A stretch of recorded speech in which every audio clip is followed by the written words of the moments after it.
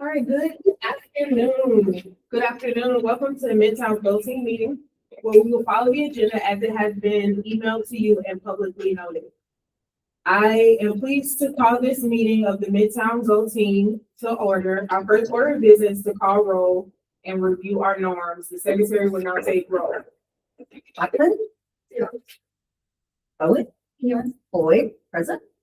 Bryant? Present. Doss? Present. Howard? Here. Jones? Here. Carson? Castor? Here.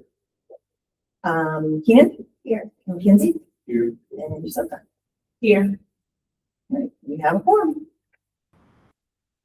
Okay, this team will only be able to take official action if a quorum is present. Is there a quorum present? Yes, quorum is present. So our first order of business is to approve the agenda. This was provided to you, and are there any changes to the agenda?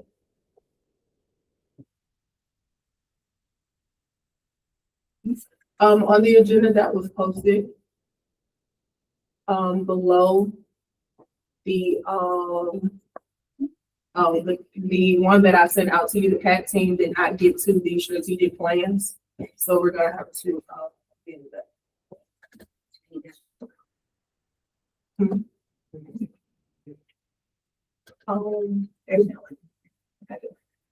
Yeah, so we have to, may I have a motion to amend the agenda?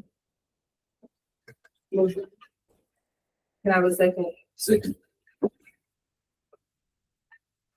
Okay, so with that, can we approve do we approve the new agenda? With that, can we approve the, new agenda with that, with the strategic plans being removed?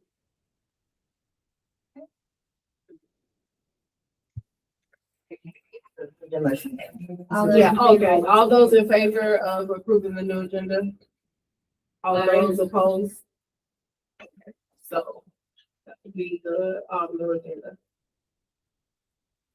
And we found out they didn't get to that part in the past. Okay, the meetings, the minutes were sent out to you from the last meeting. Are there any corrections for the minutes? All right, if there are no corrections, may I have a motion to approve the previous meeting's minutes? Motion. Can I have a second? Second. All in favor say aye. Aye. All opposed say nay. Any abstentions? Okay. So we don't have any public comments. And there's a Yeah. Okay, so we now will move to the discussion items. We will now move to the discussion items on our agenda. The first discussion item is the final budget recommendation. We will now move to our order of business in the final budget recommendation presentation. So Ms. Capelli is going to go over that. We are on step 7, so this is our budget finalization meeting. And Ms. Capelli is going to share with us the final recommendations. All right. So from our last meeting, we have not made any changes from the budget that we voted on in February. So it remains exactly as it was. I did want to make a note because we figured out where the PE discrepancy came from. In our original budget last year that was approved, we had abolished a PE teacher because we had lost so much money. And then when that additional 100-something thousand came into our SSF, we were able to put that back into our budget because class sizes were quite high. So we've actually maintained the same number of teachers, but we had originally planned to abolish a PE teacher last year that didn't end up getting abolished. So is that different from the reserves that were released? Because we talked about at one point. Remember what last year after all the meetings, they said, you guys are right, you did earn a little bit That's more that. money. Yes. Okay, so we had talked about, you know, when we got the reserves back, whatever, yeah. Like, she talked about having this next year. It's some of the extra. So, Yeah, the challenge with that is hiring someone in October. It's very difficult. So that's why for this year, we're going from pointing to a full-time Spanish teacher.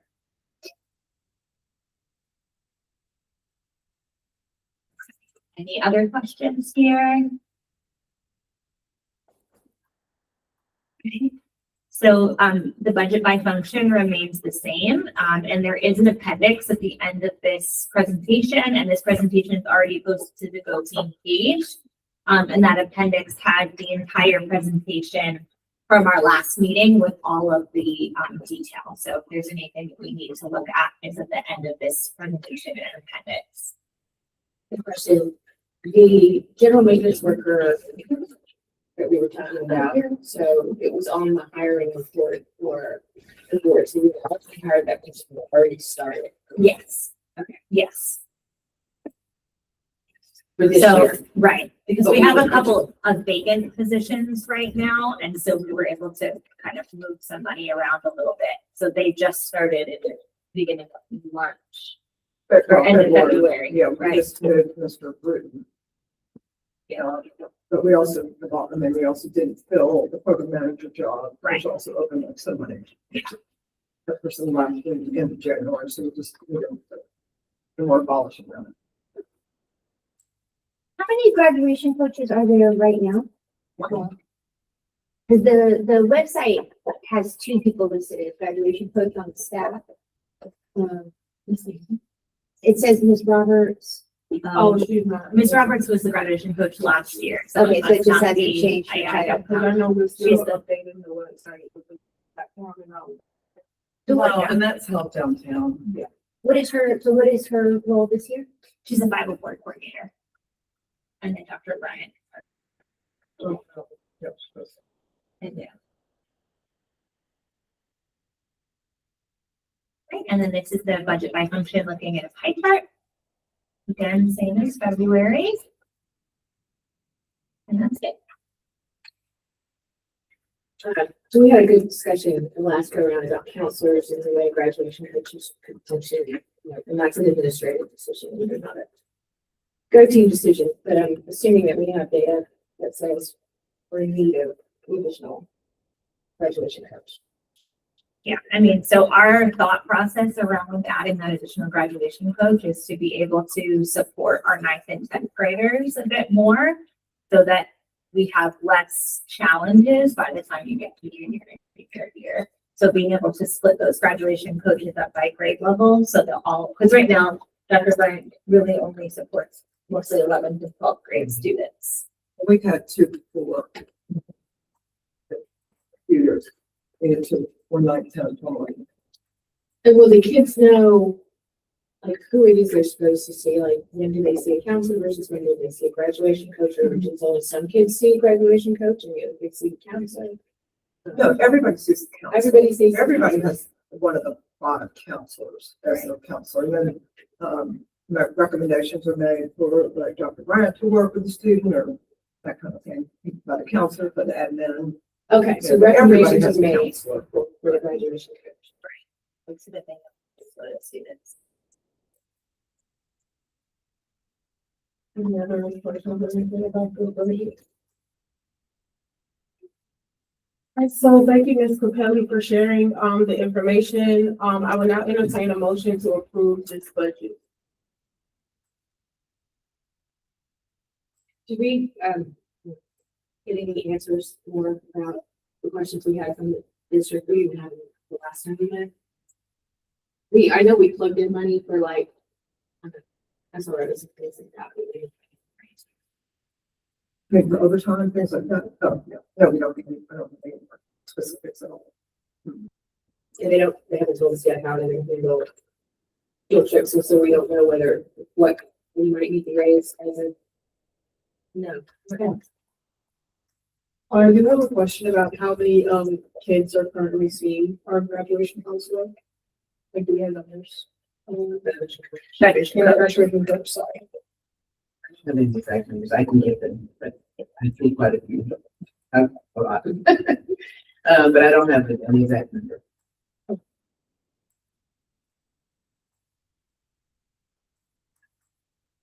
She has a case law, there's an APS, document. Students, what students come up on the radar, attendance, academics, things like that. Any other questions? Okay, so if there's no more questions, can I have a motion to approve the budget? Motion. And then a second. Second. All in favor say aye. Uh, Aye. All opposed say nay, or raise your hand. Any abstentions? Okay. So for discussion two, we wanted to talk about the, letter that was sent on overcrowding.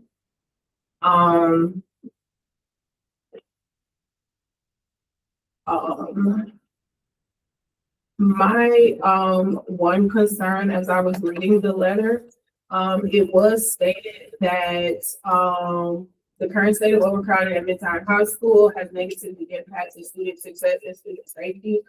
But as I was reading it, I just saw more about safety than success. So I wanted to just get clarification on how is it negatively impacting student success. Well, I don't mean to put our students on the spot, but I don't know if you want to talk about how overcrowding impacts student success. I would say, I mean, this is just my personal opinion and what I've talked to, it is extremely frustrating. So when you're going through a very crowded hallway or getting shoved, I mean, I get pushed on a regular basis. I get pushed up the stairs. I've had people push me from behind and then I turn around and they go, "What are you looking at?"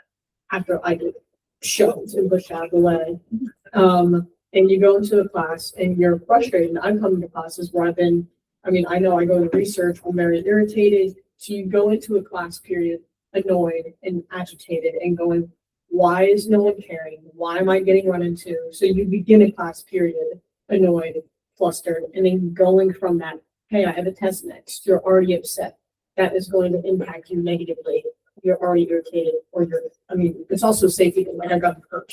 Well, no, I know, we've stated the safety, yeah. Yes. So, yeah, I think, I respect your perspective. I asked my kids, they would have a different perspective. If we asked everyone in this room, they would have a different perspective.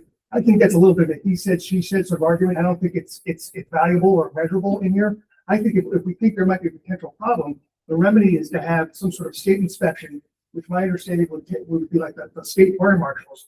And if there's some sort of issue with a fire well or anywhere in the school, so my understanding is a comprehensive inspection, they would flag that. I don't think it's up for us to sort of like, just anecdotal. I don't think that's moving the conversation. Yeah, we did have a visit for the fire marshals on Thursday. They're a little crew of fire marshals and they were here for quite a while and they'll do a report. I don't have any results or anything, but they did. That's what they did was a kind of looking at safety. There's, the class change, second period at 10 o'clock, which is probably one of our most crowded besides reading third period. So that has happened.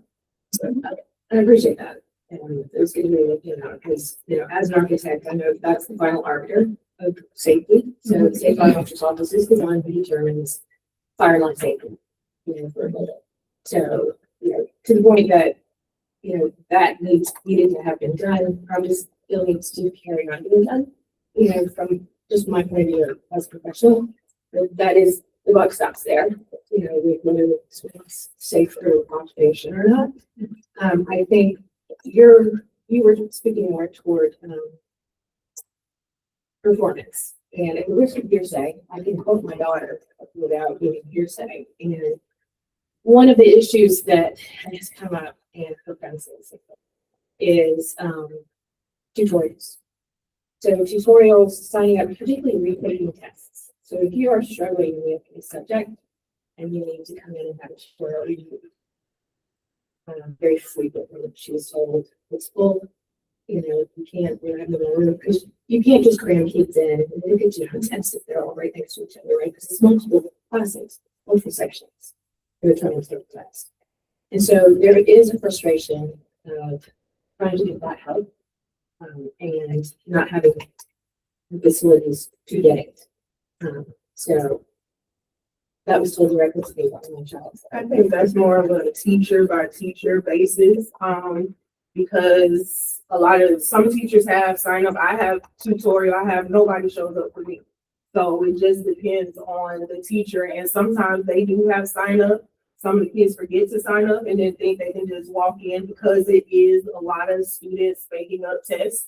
And I know teachers that do it over a certain period of time, but one of the things that we deal with, and I've dealt with too, is a lot of the students put forth their extracurriculars before their academics. So they will ask us, well, I have soccer practice or I have orchestra, so I can't come to your tutorial. Can you move it to this day? And we're like, this is the day we're doing it.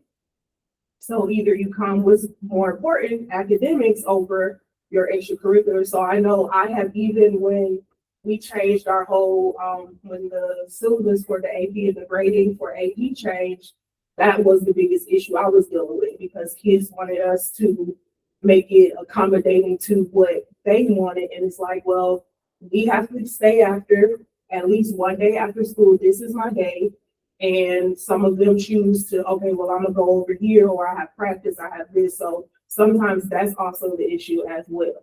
So And that's when we put in Saturday, you could take Saturday school, school. you can come and take tests. The admin offers to do it after school, so that to proctor tests, so that tutorial doesn't turn into test taking. We do that on a regular we have a basis. math lab that's empty Monday because it's open Monday, Wednesday, and Thursday. And I walk by, it's empty, because I know even with me, when my students need to retake something, hey, if I'm not available, go to the math lab and take it. So even with that, a lot of students don't take advantage of that. Even like you said, with Saturday school is packed on the Saturday before grades are due.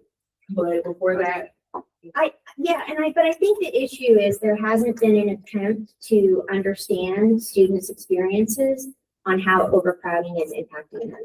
The school is objectively overcrowded, not subjectively, objectively. The capacity is 1650, and that has been manipulated. So with a manipulated enhanced capacity at 1650, and the school is far above that. So students have reported lots of problems with overcrowding. So just because it doesn't impact one specific student or a different student doesn't mean it isn't happening to the school community. So another example of school success is AP English. The AP English classes in 10th and 11th and 12th grade are very, very large. And it's hard to have a discussion-based class if there are too many students in a small classroom. There are, students who have to take tests in the hallway because there isn't room for them to take a makeup test or whatever. So yes, you say that experience is different than your classroom or your experience with your students, but it doesn't mean that students aren't experiencing it. So this letter was an attempt to try to memorialize the reports that have been made in the GO team and to GO team representatives. So the letter, asked for, and apparently that's already happened. So I think that paragraph of the letter, the ask of the letter could be removed, but it would still be beneficial for the GO team to memorialize the reports of overcrowding that have been made.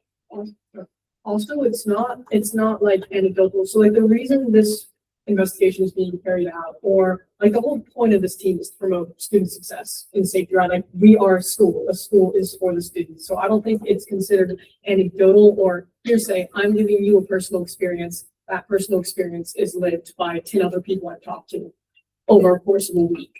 So it's not just if one person's saying it, obviously everybody's gonna have a different experience, but I think it's important to go for the inspection or to have the letter because people are reporting it. Also, speaking of tutorial, As someone who does put academics first, one day of a tutorial, for example, AP Calculus, which many juniors and seniors take, we are only allowed to have one tutorial on Monday, and you cannot make that, and you cannot make that and retake a test before the next test.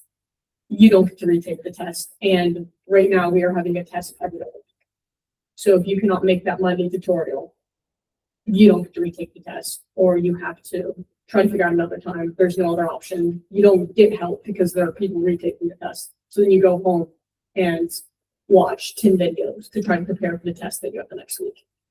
So it's very limiting. Good to figure out how to deal with these things, because a lot of these are management things, just how you technically deal with the things you're in. But I think it's important to hear them, because then you figure out how to manage them. And I know Curtis, you did a little bit before me, and I apologize. Oh, Dr. Bell. Oh, okay. Yeah, she did, yeah.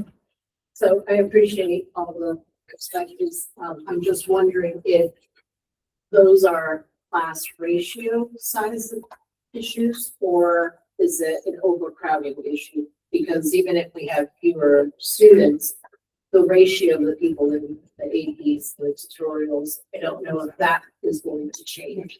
So the experience that you have in the hallway, that would be something, but the tutorials and those types of things, I think, are more about teacher-student ratio, and that is not going to be as flexible as an overcrowding. So, I mean, I think it's absolutely important to have this discussion and to talk about these concerns. With that being said, I have some concerns about the letter, at least the way it's drafted, and would vote to send it in its current form. It seems to me, I've only been on the Go team for less than a year, but at almost all the meetings, there's been some attempt to add an agenda item to generate evidence that overcrowding in Midtown is some sort of existential crisis, which frankly I don't agree with. But notably, when we added one item to ask Dr. Bachman her opinions and how it's affected it, and I think she raised some concerns, but also talked about how they are manageable within existing school structure. Likewise, I think several of the teachers on this board have pointed out that specific concerns are workable. I think we talked, for example, about if we had to add a lunch at some point, that wouldn't be Purville's first choice, but there are schools that successfully do that. Meanwhile, I think Dr. Bachman has been clear that some of the things that we've talked about in terms of overcrowding aren't really fundamentally overcrowding problems. For example, the fact that scheduling is incredibly complex and sometimes we can't fit all the kids in a particular class is not actually a function of overcrowding. It's a function of student interest and the ratios that the district assigns to the amount of students you have.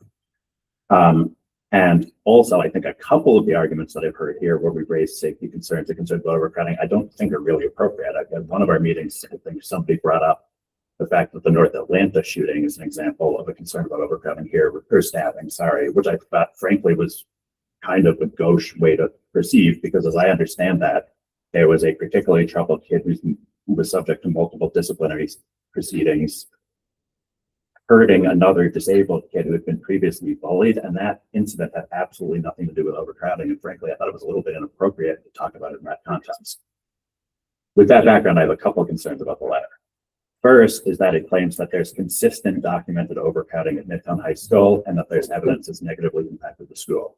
I don't agree with that. I think if anything, the discussions we've had have tended to not be productive at finding specific concrete evidence of severe problems with overcrowding. I also respectfully think it's simply not true. Midtown is not currently overcrowded. It's projected to be slightly over capacity for about 2 years and then go back down. And that's before you factor in the proposed addition to physical plants. So it's not accurate to say it's overcrowded right now, or that's projected to be overcrowded into the future.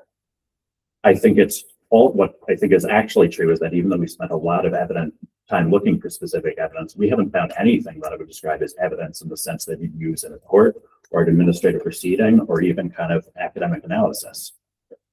The second concern I have about this letter is that none of it seems tailored to actually solving the specific problems that the courts identified, with the exception of getting the inspection. And I think that it's great that we did that, and we should absolutely implement any recommendations it had. And I will say that, not any of it, a lot of anecdotal evidence is not by itself substantive evidence. I've asked my son and a lot of his friends their same perspective, and they have the opposite perspective. They were surprised with their specific concerns. The most specific concrete concern I've heard is the one about the stairwell, and I think that's absolutely, we should investigate it. But the appropriate approach is to investigate, get the fire marshal's opinion. If the things that the fire marshal suggests are things we as a Go team can implement, we absolutely should implement them. If they're things that have to be done at APS level, then at that point, I think we could talk about a more limited letter that specifically says, APS, can we get those support?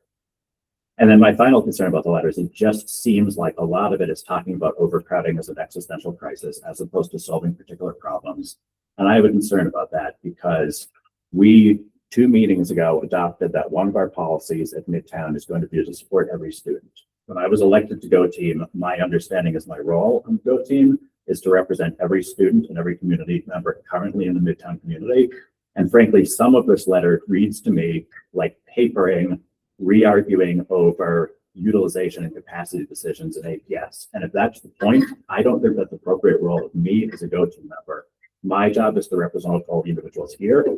I realize that a lot of parents probably have pretty strong opinions about how they come down, but I would encourage in particular the teachers and the students on this committee, not to contribute to a letter that seems to me, whether intentionally or otherwise, designed to relitigate whether some percentage of the teachers' students and the students' peers should be excluded from this community. Thank you. But I think APS has listed this school as over 100% capacity for a couple of years now. And so if you disagree with their measure, it's not for us to say that. Oh, no, I'm correctly reading the consultant's report. So it's projected to end up at 2% over capacity. You're using a different you're using a 90% utilization threshold. I'm saying it's not over capacity. We're over. No, it was Right. 104%. We're over. And that is 100%. projected to go down over time. The consultant said at auditorium is currently 104%. Yeah, we are over 100% now. We have been. So, we're taking APS's reports for what they are, that we are over capacity, and we're projected to have next year, with the facilities master plan, only contemplate what we get to in 2020. And so, as an architect and as a facilities planner, I told you my opinion about the safety, and, that is the safe fire marshal's purview. Right? And so it's good that they came, and it's good that we keep that law where it belongs, and us, we don't try to, manage that piece. What we also have to look at is, and again, I'm leaving, and it's up to you guys.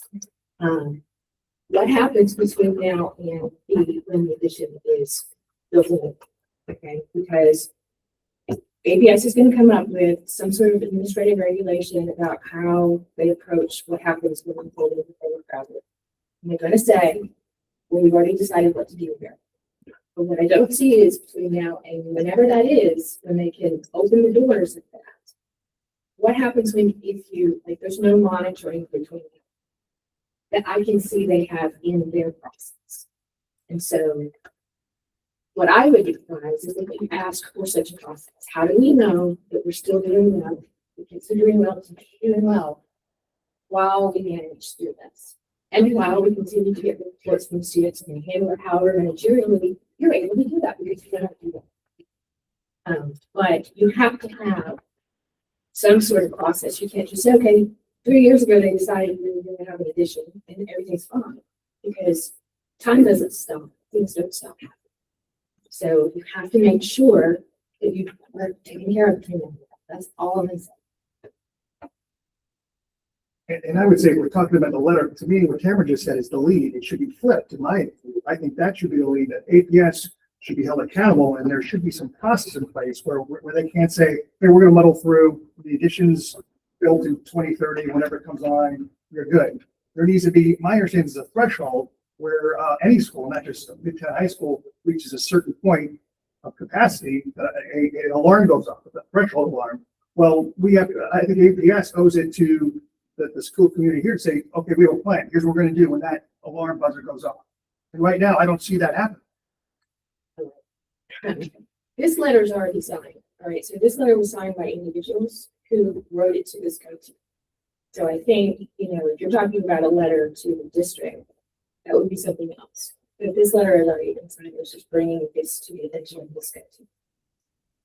Yeah, and I mean, I know I've raised in a previous GoTeam meeting that, for example, if the administration of the school feels like additional data or additional information is needed from the district or from the consultant, I would strongly encourage the GoTeam to push for that. I think I gave the example that, if the consultant did some research on methods that other districts use to manage capacity, I would definitely support that. My concern is if the letter that was framed that came to the GoTeam is being sent through something similar to being APS, then I think there's things that don't really get at that. For example, I mean, you're way closer to being an expert on this as an architect than I am, but I wouldn't sign a letter saying that I think there's evidence of crush risk because that's a very technical term that there's specific math experts who apply on. I'm not going to say that I think there's evidence of that because I haven't seen anything like that.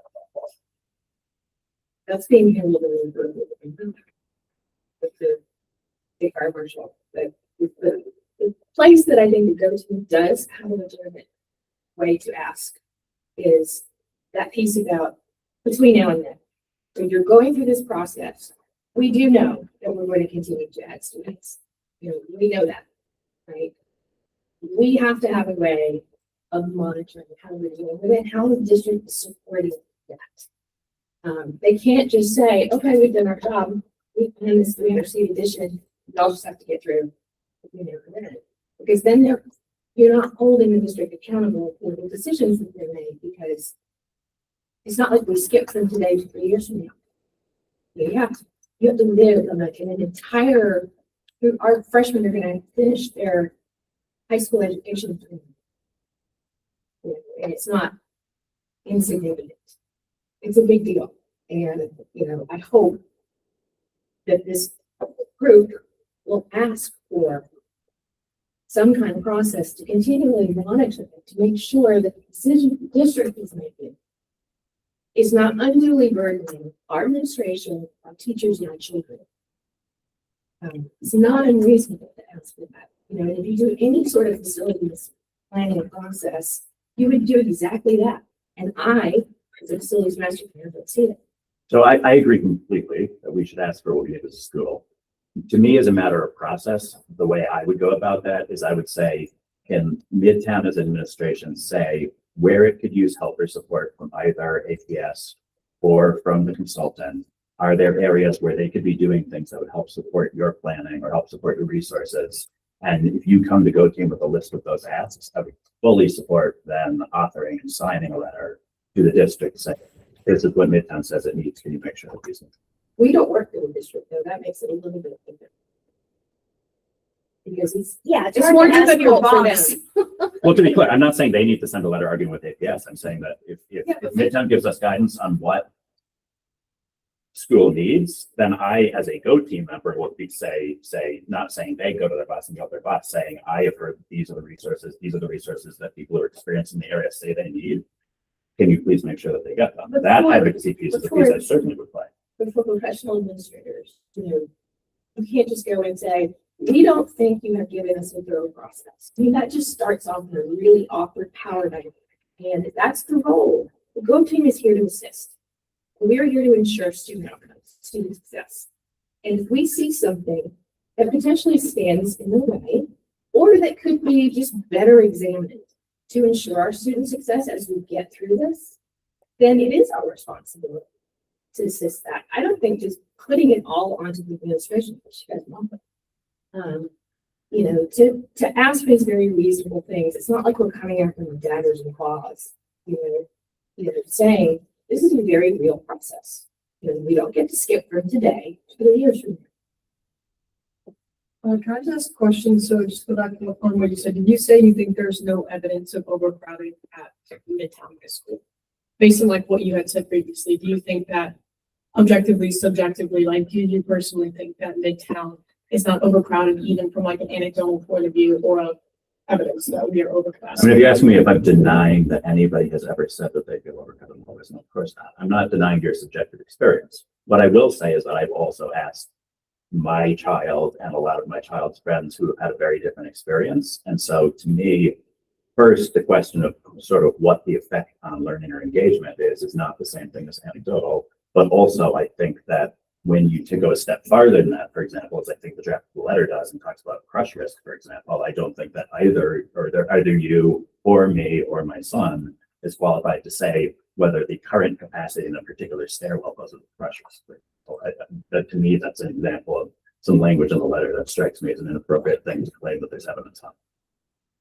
Christian, I would like your, do you think like, do you feel pushed or shoved in the hallway? Like, I want to make sure that I'm not just saying, I personally get pushed. Like, I want it to be like an overarching student experience, because that's why we're here. So like, please. Yeah, absolutely. So like, yeah, every single day, like I have to like, I have 2 book bags on, so I have to like make extra sure like I'm not crushing anybody. Like I'm like taking a lot of room, and like sometimes I get bumped, or like I have to like hold my weight because like I got so much weight on me, right? So I don't want to fall. I don't want to fall and like it like everybody tumble down the stairwell. Also like getting to certain classes in a certain amount of time. Like if you want to go see see another teacher, you have to talk to her. You have to basically like do a buzzer beater. Like you got it, the bell's ringing and you're walking into another class. Like I do that all the time. So like it's very difficult at times to just get to your destination or not have any like any confrontation. Like even one day I was walking to one of my classes with my friends and like right out the stairwell there was like a fight. There was a fight, right? So I had to wait for the crowd to clear out. I had to wait for the fighting to stop. And that took probably like 2 minutes, and I was almost late to my class. So like it's some real issues. So like when stuff is not optimal, like it can get very tricky to get to your location with the given time that we have, right? Because how much time is given for us to move? 7 minutes. 7 minutes. Right? And think about getting from A100 to C400 on the other side of the hall, and you might have to go to the bathroom. So that's like, it's impossible. And then you get pushed while you're trying to go to the bathroom. So question, real quick, when you take that route from A100 to C400, what's their routes do you take? I go up A and then I go across. And that is even difficult. And I mean, I obviously take different routes, but I can tell you right now, I mean, C200s, obviously, Yes, that is the yes. main issue. That is what I'm saying. But everywhere in the hallways, there are a lot of humans in general. And I don't know, is your son a freshman or how long has your son been? Junior, every single year I've been here. There has been an instance, I mean, last year, one of my senior friends got pushed down the stairs. Like there has been an instance of overcrowding, or I'm going to tell you right now that many people, junior class, senior class, if you ask, we go, yes, I have experienced getting pushed in the hallway, or I find it difficult to go up the stairs. I'm not discrediting anything your son or your son. And I want to be clear, I'm not questioning your subjective experience, and I also think your experience by alone is valuable enough to warrant investigating, and I think having a fire marshal come is a great idea. What I would say is your experience by itself warrants investigation and careful thought. What I would call evidence, if I were writing a public letter saying there's evidence of a particular outcome, would be the evidence that produced from investigation. For example, a fire marshal coming and saying this is that. So what I'm saying is not evidence. I'm not discounting your experience. What I'm saying is the type of evidence, when I use that term in a public letter, what I'm talking about is we've heard a claim, we've investigated, and this is what we found. And I don't feel that we've reached that. Dr. Bachman, apologies, I'm new here, so sorry if this has been done, but has there been an overarching survey that's gone out to all students where a student ID is required to put in information in response, so you know that multiple people aren't submitting the same information, but then it's anonymized when the responses are reviewed? Has there been a look to see what the students are saying? And specifically with crowd, with overcrowding. with getting from place With to any of place.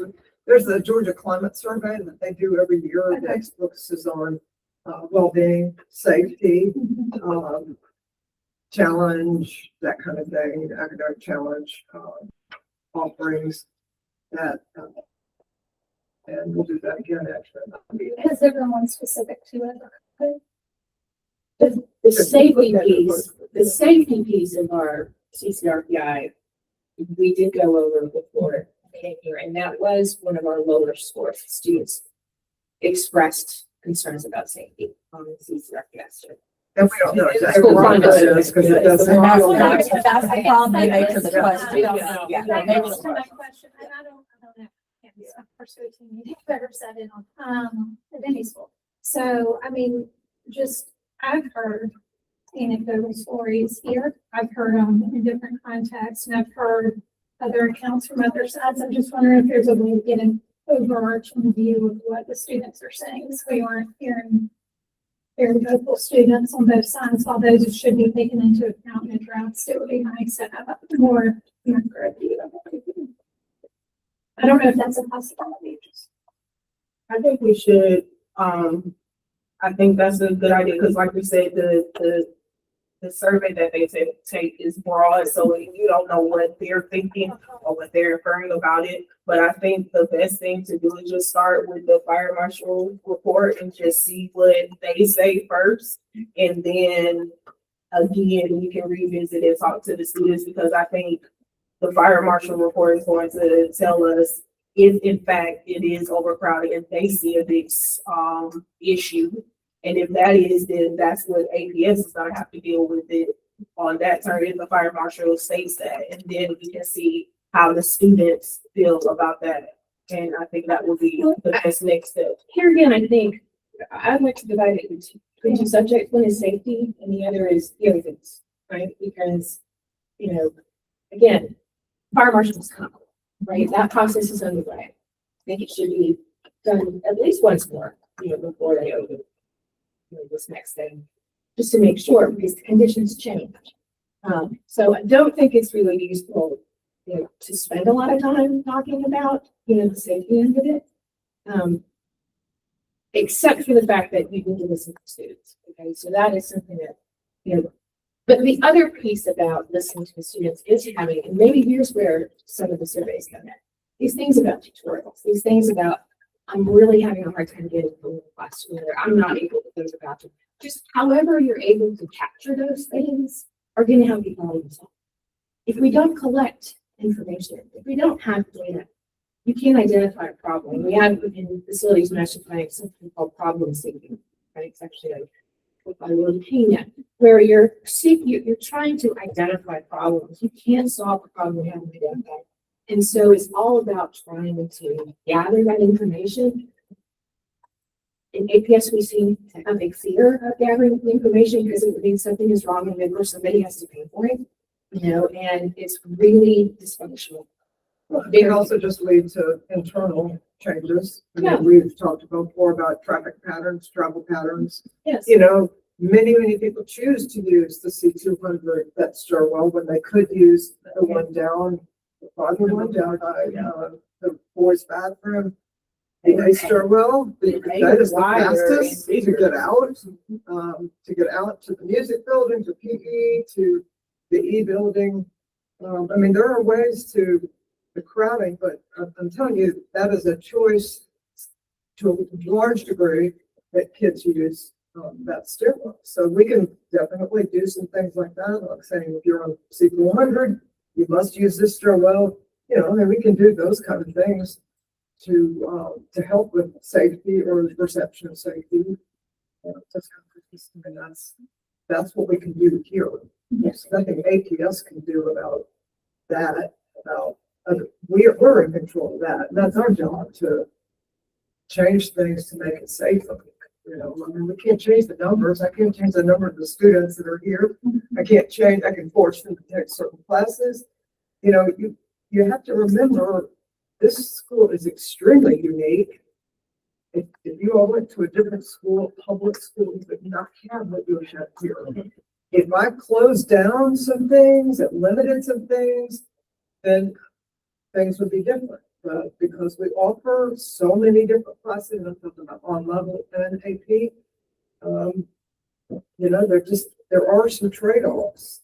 I haven't heard, and I'm pretty in tune with kids. You know, Dr. Namias, Brett, everybody in tune with kids. I have not heard this huge concern about physical safety in this building due to numbers. You know, we look at numbers, we move classes around. In August, September, we move locations. You know, Ms. Cosby has, 30 kids in a room that's really about a 28. She moves. I mean, we are responsive to what happens. If we need to collapse a class, if we need to, offer another class. And try to do that. And even last year, we extended the middle school for them to get to class. We gave more time for that. I know other schools, they dismiss, say it's C400, you're gonna go at this time, a minute later, C300, that kind of thing. I mean, there are things we can do, but it does limit kids' freedom. I mean, again, it is this school, once you start doing something, then students are like, they're screaming, the parents are screaming. There are trade-offs to everything for this school, this environment, this culture. There just are. We can't keep everything the same and solve some problem. We can't. We want more parking. I can't magically come up with more parking. There's the demands of our community, the demands of our students that we try to do. That's Brian. I just have a little input as far as, I have 4 children, and I have one that is a junior here, and the other 3 have graduated. We've gone through a couple of different high schools. I've been in the halls of the high schools that are not overcrowded, and it's the same thing. Like, the students are just excited to be out of their classrooms.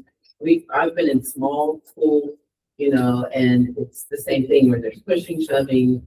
A lot of the things that I'm not saying that what you're experiencing is not due to overcrowding, but I've been in the halls of several high schools, and it's the same thing. And it's not a direct indication of overcrowding, like where the overcrowding is the problem. Maybe just, going off what Dr. Bobby said, but all 4 of my sons are in their 30s, and both of them have always talked about that too, as far as getting pushed and shoved in the hallways.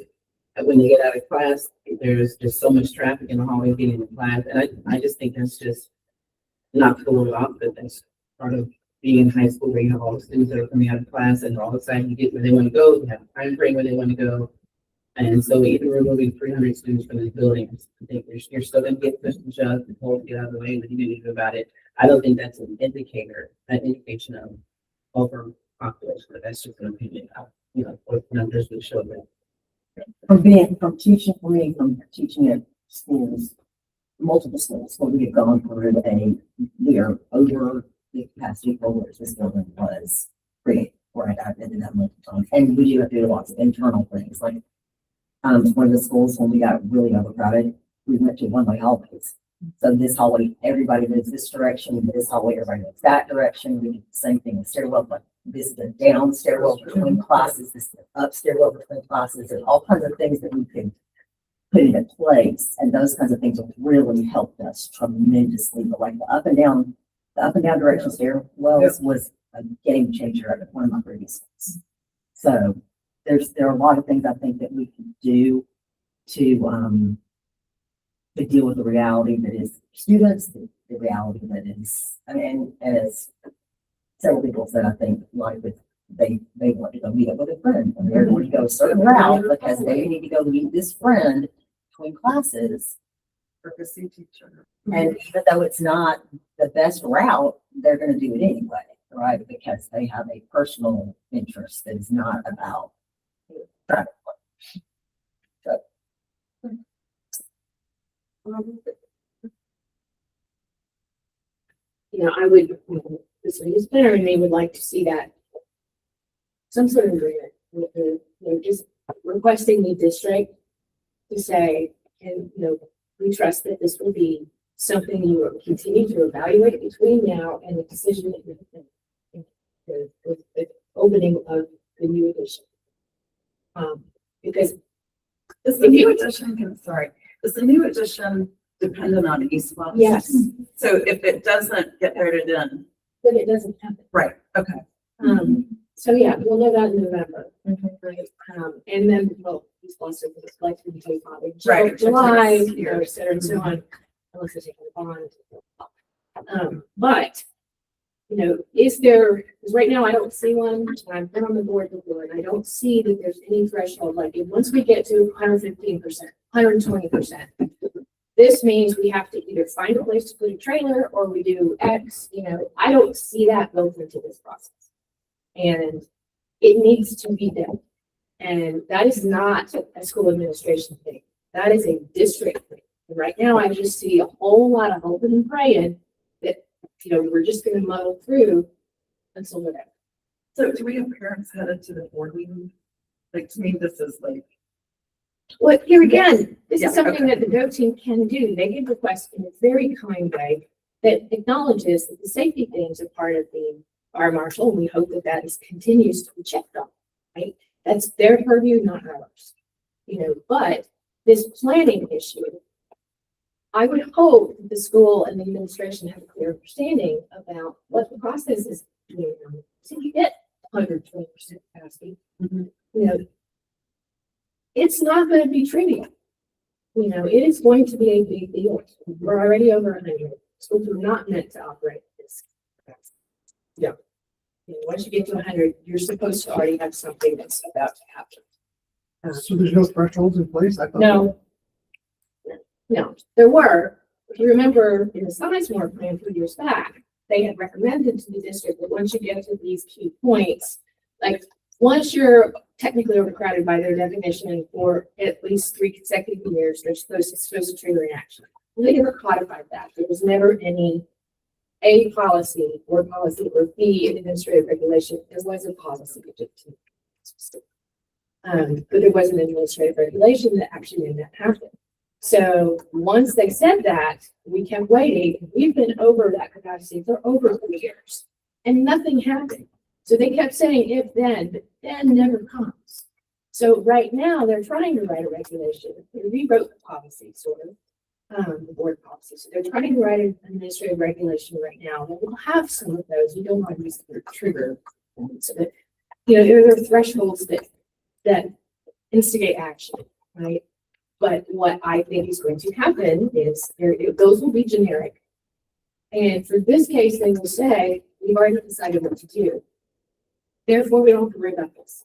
Yeah, I mean, one of my concerns with public meetings on utilization is that kind of structurally, they talked about boundary realignment or adding additional capacity. And then there's this section where the consultant says, and we've been in a lot of other districts, there's 10 million other things you can do on the margin, like changing class schedules and having open enrollment and all these other things. And those are also interesting. And then there's no further discussion of them. I think frankly, it would be useful if there were a supplemental report that goes through what all of those are and say, these are available toolkits that might be appropriate to bridge a gap. Because I'm not sure all of that should be on, I don't think all of that should be on the individual schools to develop on their own, especially if it's true, as the consultant says, that they've been doing this around the country and they've seen 10 million good ideas. Yeah, I'd like to know what all the 10 million good ideas are. No, that's, and they've said, they're also hoping, and we've been upfront about this, that once they stand up, School of the Arts and the biomedical thing at Washington, they're hoping that people will choose to go there instead of here. Again, those are years to come, right? That's not going to happen tomorrow. Okay, they're not going to be open and ready to go. So those are both all schools to come. So it's a plan of schools doesn't kind of. well, it's not even, even if it does pass, how do you bridge the gap until then? And it is not irrational or hyperbolic for us to ask the district for that. It's needed, so that this administration can plan, so that you as parents can, help your kids when they ask what's going on. There needs to be a plan, to how to get to the point A to point B, and telling them, we know, that you're going to say, we've hit this threshold, we've been there for over 3 years, you've decided to build an addition, and we know it's coming.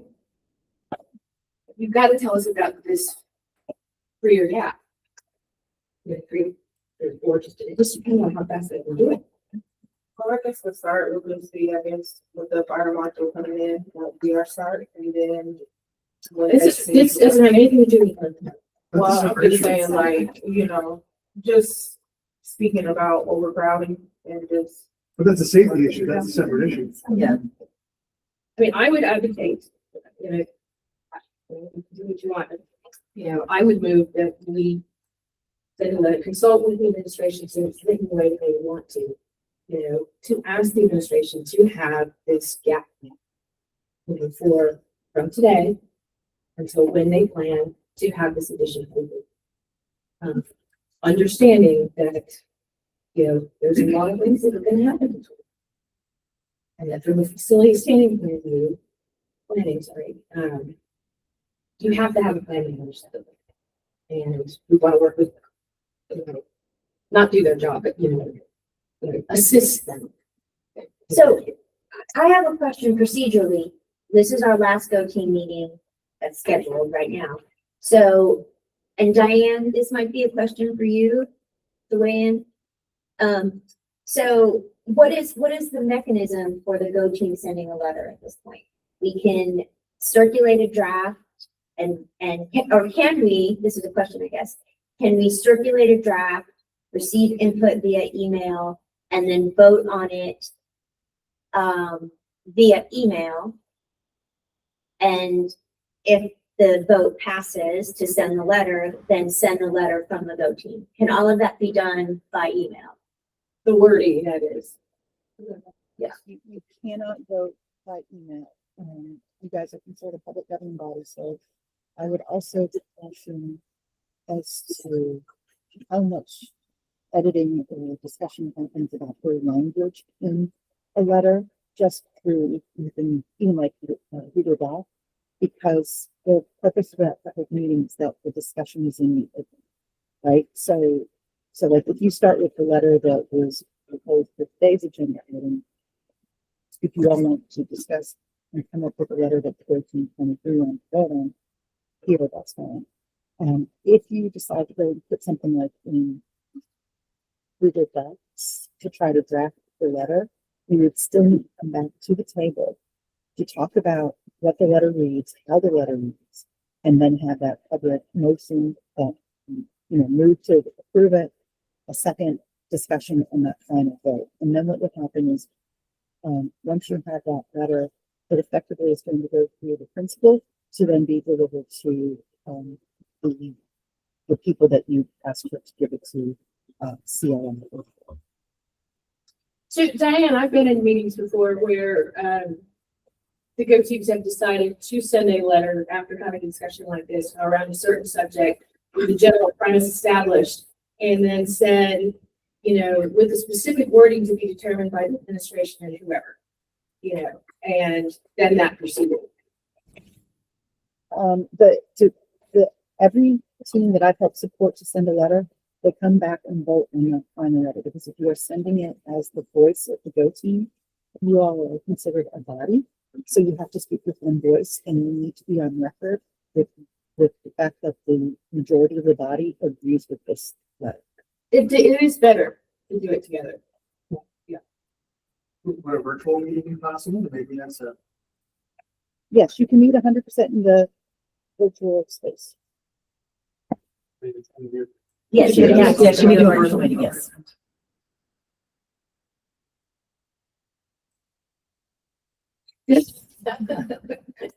She would laugh at that. So I think that's an issue. In order for us to send this letter, we need to have another meeting. So I don't know if we need to have a vote to have another meeting to explore this letter. I'm not sure of the process. The team can talk now if they want to. So there are a couple of questions on the table as I'm hearing it. The first question is does the team on the whole agree that they want to send a letter with the team's concerns to the board or other leaders in the district? That's the first one. The second question is, if the answer to that is yes, then the second question is to schedule that meeting to do a final vote on the letter. And then the third part would be if you charge a couple of people to draft a letter, put it in Google Doc to help streamline that process a little bit. But you do have to come together and put out that final portion. Also be knowledgeable that in that Google Doc to stick more towards the language than like deep discussion about the focus of the letter, because if you want to change the focus of the letter, that becomes more discussion than. So go back to Spring. I think it's Scribner, so if you, yeah, that makes sense. Yes, it does. So to go back to the motion that I just made, it was for the procedural facilities planning between now and then part, and I got the safety part. Just so that there's some understanding that they are going to be looking at this between now and 2030 or whenever this is going to open. And that, you know, we would like to understand that plan is, and just to voice our concerns. Concerns being things are going to happen between now and then. And we want to know that the district is going to assist in helping us manage. That's the communication that I would like to go to work with the administration to send to the district.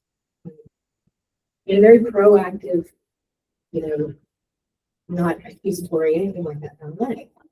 I think the concern I would have with this procedure Diane mentioned is that I think today I would be willing to commit to having another meeting to discuss it. The way she kind of framed it is first need to decide, are we sending a letter? Then we can discuss the context. I'd be happy to have another meeting. I don't think right now I can say for sure whether I want to send a letter. I think that'd be bold.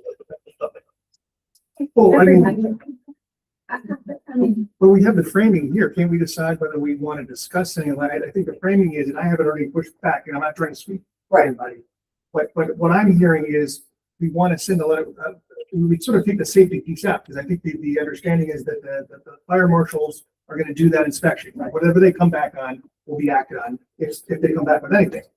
So I think that we're talking about having a discussion about a letter about asking the APS to put a process in place for addressing any overcrowding issues or any threshold issues that may occur. Not saying that will, between now and when the new edition goes out, and to have a plan, have a process. So I think that's the framing. So can we as a group today decide we want to proceed to frame a letter like that?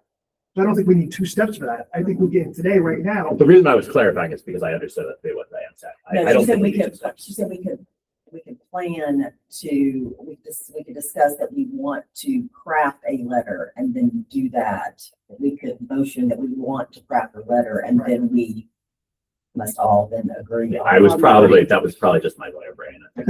What she said was we could vote that we're going to send a letter, then determine the content. If we can vote to have a meeting to craft a letter, I'm in.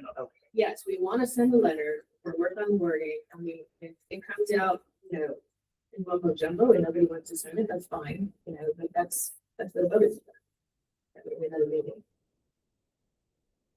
And the letters to the facilities team and the planning group, or tell me who the letter is going to. Primarily, that would be the lead people, but you know, back in the days of the school council, which is actually on books in state of Georgia, you know, we would send it to the district administration and to the school. Those copies. No, go directly to facilities. I think there's a lot of value in what you call it, yeah. Yeah, I think I love the idea. Yes. I don't think it's unfair to ask for a plan. Just, I don't think any teenager should be told, deal with any issues that might happen. That's just your high school work. I think there should be a plan. So at least that's why. And they are superheroes, but they can't do everything. They seem that. Right. There is a motion to take a vote that we want to send a letter with that sort of thing. And there hasn't been a second. Anyway, there has been some discussion. Is there any more discussion on that? And then we'll vote on whether we're sending it based on the language that's developed in another meeting. I'm not finishing it. So I guess, Ms. Boyd, do you want to read the motion that's pending? I mean, if you. I kind of needed to read for it. Yeah. I'm saying motion to have another meeting. Another group team meeting. With the intent of crafting a proactive letter to the district requesting that APS put in place a process, a gap plan, put in place a gap plan for Midtown High School between school year, We can ask them enrollment. Managing utilization. utilization between school year 2027 and the opening of Managing. addition. Utilization. What I was saying, what's the plan? He's awesome. So between, It's gonna, you know, fiscal year 2020. We got Six. 2027. Yeah, 2026, 2027. That's great. And Beyond, and the opening of the. And the opening of the potential new addition. The 300 seated. Right. Potential East Los. 300 seat. East Los dependent. This was good, okay.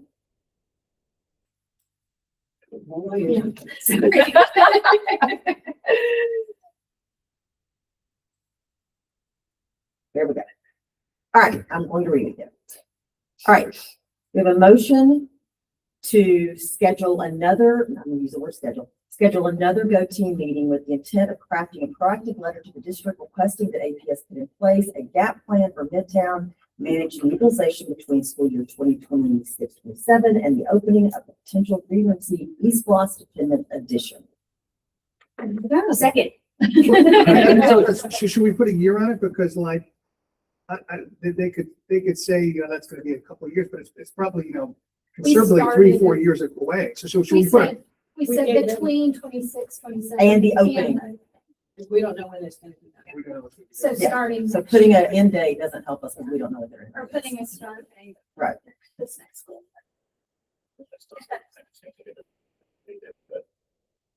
We can set that, and then we can specify the plan. It depends how much they're willing to bond. And that's when you get dicey, right? Because they're going to be issuing a bond on the promise of future slots for the years. And the question is, how much are they going to do? Because you know they have to stand up the art school, the biomedical thing, the renovations to Washington at the same time they're doing this. So that's a lot of money. And the question is, in a potential recessionary, how much are they going to be willing to bite off? We don't have to so much.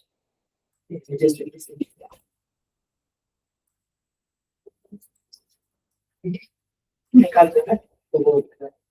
Yeah, right? Yeah, but that goes into this class.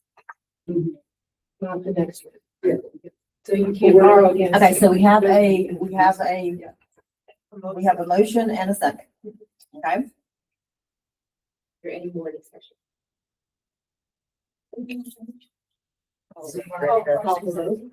Yes, can we, vote?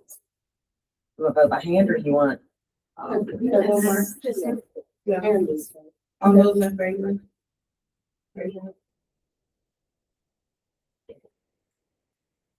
Okay.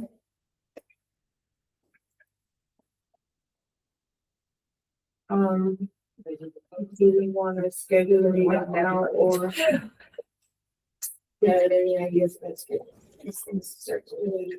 Oh, yes, nice. Can we get that to a county because we're running out of time as everything? If we're, if With a we're, county or something, because we're running out of time as everything.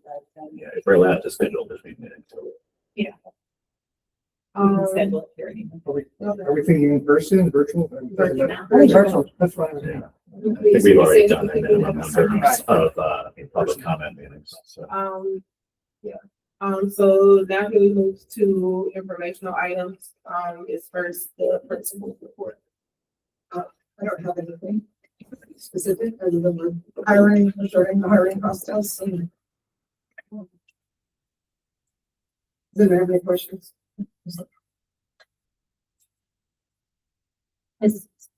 Who's here to help? No, Mr. Vincent sent out a thing on Friday with a new counselor's corner.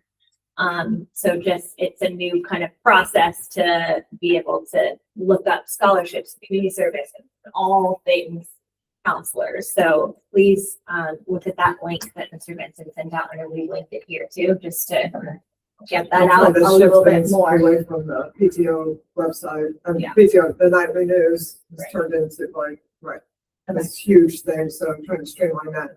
And it'd be a better place to get all this information, like what you always talk about last time. I appreciate that. Thank you so much. Okay, so now we'll hear from, Dr. Dunn. Oh, I'm sorry. I just had a question, and I apologize, I had to step back for a second. Is the schedule modified on the 12th? Yes. Okay. Yeah, we'll have an alternate host. Is it on the website or is there some place where we can see it or do you have it? We could just explain, Yeah. the students are gonna stay in one, and So students will arrive, no one will have 1B that day, so students will come to 2B. We do have some of our milestone classes, they're gonna be doing some like EOC prep, so we've got, not everyone will be going to 2B, some of them will be doing some specific things with, assigned teachers, but, all of our juniors will take the test, and then other students who are not assigned to, test or work with milestones will be in their 2B class, and then everyone will go to 3B and 4B in the afternoon. There will be no 1B that day. Students who have early dismissal will be able to leave at the end of the day, but it is slightly shorter. It's about an hour early instead of the 2 o'clock time frame. It's about 2:30 dismissal. So how long is 2B? Way too long. All day. 3.5 hours. Such a long. 3.5 hours. And they will go to lunch. We like put lunch in the middle of it to break it up, so that they have like an hour and a half lunch and then an hour. It's actually two, the first section is over 2 hours. Oh, yeah, but It's like the, 2 hours and 10. And yeah, then- you're right. But then also, so all of our More like students 4. that are not testing will do the Georgia Climate Survey. So getting all of that very important data about safety. So all of our students will take the Georgia Climate Survey that day, and they'll also have an opportunity to do what we did in October when they had their student data profile and some reflection questions. So they'll look at their individual data for that like first 30 minutes. So that class, 2B class, is about an hour and a half lunch.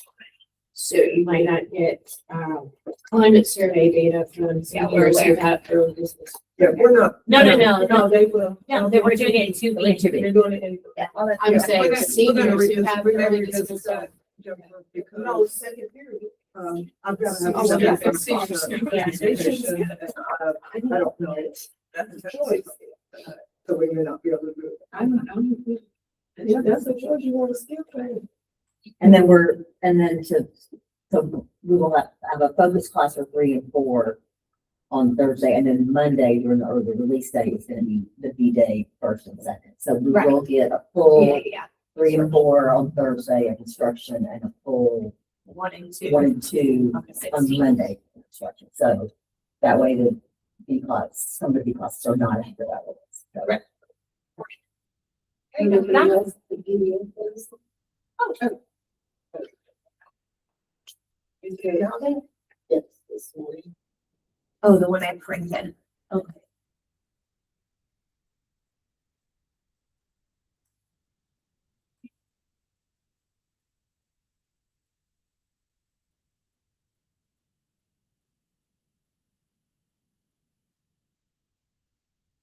Yes. You can move it, whatever you did on it.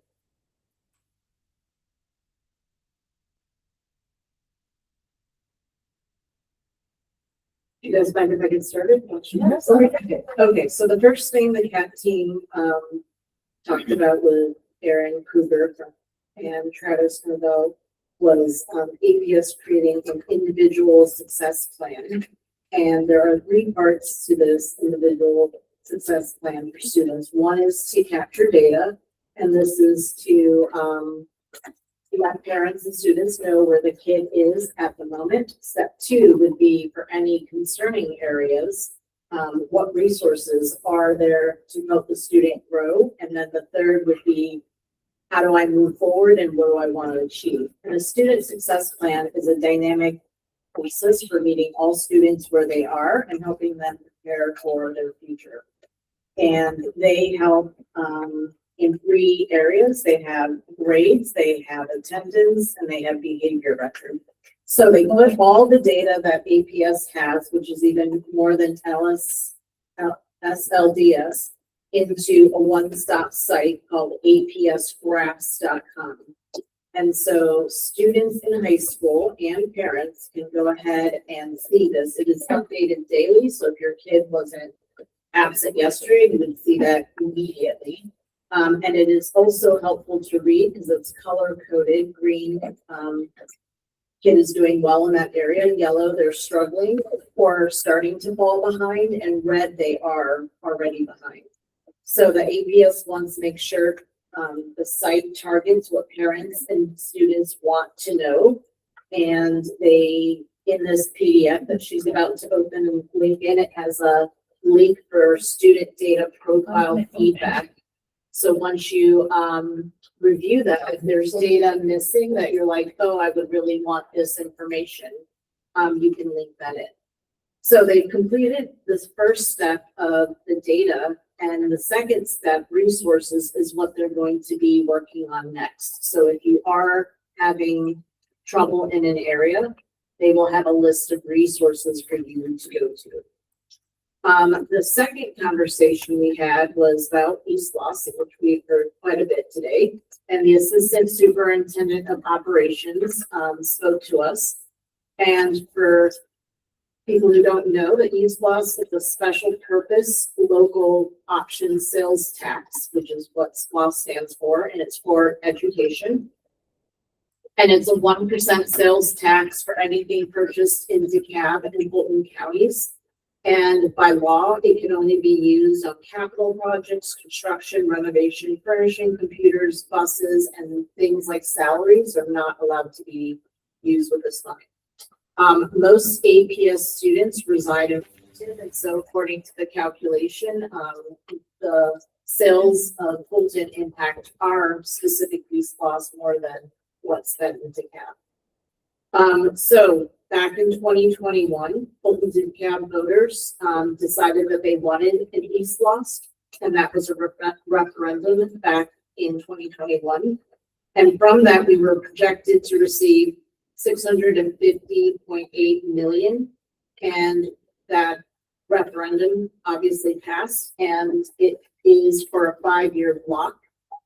And in addition, the sales actually ended up being higher than they projected. So we have an extra, I think, 10 million more to spend than they thought. The last day for collection will be June 30th in 2027.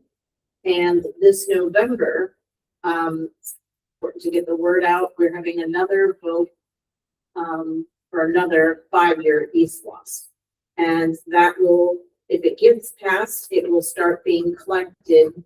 The sales penny tax on anything that's sold will be July 1st, 2027. So the question then is, where did the East Los money go for 2022 that APS used? And so I linked in the board presentation you gave, but the highlights right here, I can just read them to you. Okay. Just pulling them up, page 2, I think, or 1. Oh yeah, there it is. There it is. Go a little bit lower. And so here's the breakdown. You guys can look at that more specifically, but 26% was spent on infrastructure, and that's HVAC, roofs, electrical, all those hard just infrastructure. 3.67% for athletics, and that was bleachers, turfs, and other infrastructure. 7% safety and security, so things like cameras and our badges and all of these things that we use, and key objects. And then there's a map below, and it shows which areas have been using the East Los money, and they're broken down into ongoing, completed, upcoming, or a demolition. So don't be afraid by a big X, but yep, demolition. So that's where we've been, and we are still continuing to spend that money because we're still in that 5-year cycle. And in anticipation of the next referendum being approved, we are going to be using some of this 5-year money to start planning for the next East loss and what we want to do. And so he wants to make sure all the data has been collected, all the architects have been vetted, and then we will be ready to have shovels in the ground, as he calls it. So as you can see, Midtown is one of those schools that will get an update, as we've been talking about. And currently, they are vetting architects so that we get to hear from different companies. And then once that company will be chosen, we then have to design how is this addition going to look. And there will be a design committee formed at the school to gather input from the community. And if you continue down, have a schedule for planning of community input for the next East loss, assuming it passes. And so we're right here in February and May 2026, and we're getting community engagement. So the CAP discussion and meeting, the second half was we got into our clusters and decided what would we think is the best use of the next round of East loss money. And so we were specifically asked to rank the top 6 categories. And the second task is what 1 or 2 physical changes or capital projects would we like to see that would make us feel that East loss was spent successfully. So the principals talked and each got a turn to talk about what facilities issues they are having. So it seemed as if facilities would be a top priority. Keisha Knight at Hope Hill Elementary just was flat out saying they just need a complete renovation of their school. And I think they have one of the lowest facilities conditions report. And so other people mentioned their HVAC systems, security cameras, roof repairs, water being intruded into the schools, encapsulation, vestibulas, parking, ADA compliance, modernizing the bathrooms, and improving bus access to and from schools. So not all of that is directly facilities. And so the cluster ran out of time and was unable to finalize the priorities and felt the discussion needed to be continued. So we are going to be given a survey to gather even more information, and then we will complete our 2 tasks by March 12th. So that is where we left it. And you were there, so you can add on anything. The only thing I was gonna add is in the community engagement part of this, you can look right there. See where it says February to May, community engagement, including Accelerate APS series. You might have seen these things kind of randomly come across. There's one tomorrow at the King Rec Center in Old Fourth Ward. That's part of their, that's the only thing I can see right now that is part of their wider community engagement around East loss priorities. Everything else is cluster advisory, teacher advisory, principals advisory. I would look up those Accelerate APS series. East loss is not the only topic we're covering, but that does seem to be right now the only place for the wider public to have anything. And for specifically for Midtown, once the architects are decided, they're going to form a design committee, and that way we can have multiple different people perspectives to help participate in that. Dr. Buckley, you have any deja vu? The what? You have any deja vu? Yeah. The design committee? Design, right? Yeah. So does anyone have any questions? Thank you, Dr. Downs. Are there any other announcements? Any public comments? Oh, that's okay. No public comments? There is one person in here. If you have something specific, you're welcome to come off mute.